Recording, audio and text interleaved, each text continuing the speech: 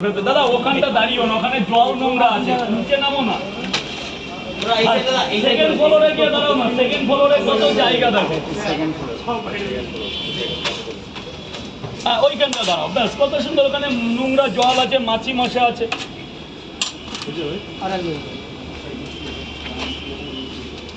Timing দাদা, টাইমিংটা একটু বলে দাও। সকাল 6টা থেকে 11টা পর্যন্ত টাইম, কিন্তু এখন পুজো বলে 11টা অবধি থাকছি না। পুজোর পরে 11টা অবধি থাকবো, শারদীয়ার উৎসব যাবে, তারপরে 11টার বেশি, মানে 11টা থাকবো। এখন 10টা পর্যন্ত পাবে টাইমিং 11, কিন্তু একটু কমানো আছে। 3টে পরোটা, 2টো ডিম বাবা, এই মনে হচ্ছে 3টে দিয়ে ফেললাম তো। আপনার কি? আমার 2টো পরোটা একটা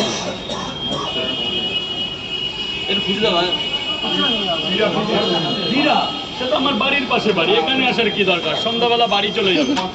ফোন করলেও তুমি করো না, ফোন নাম্বার নেই তো আপনি ধরবো কি? আমার আছে তো, তোমার নাম্বার তুমি নিয়ে যাবে, তার আগে বাবু খেতে লাগবে। এই স্যারের সাথে কথা বলো, স্যার কি বলছে তাকে।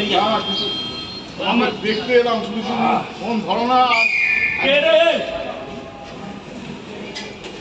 ঠিক আছে, তুমি ব্যবসা করো। এই চা নিয়ে আয়, চা খাওয়া, বিড়াল লোক না।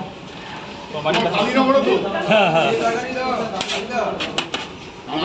বিটা নারায়ণপুর, যেখানে মেলাটা হয়। হ্যাঁ চিনি না, ওইখানে শনি মন্দিরের পাশে আমার একসময় খুব আড্ডা ছিল, যখন স্কুল লাইফ ছিল।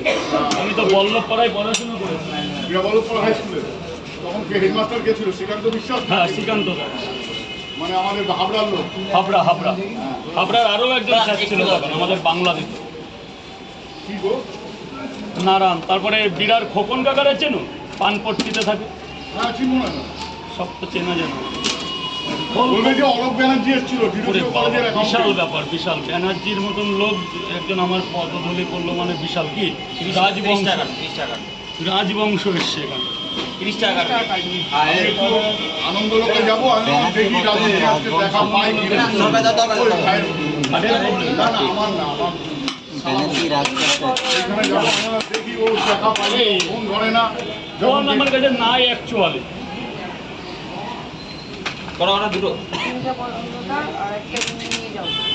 এখানে দিয়েছো 30 টাকা, তিনটে নিয়ে যাবে, খাবে না?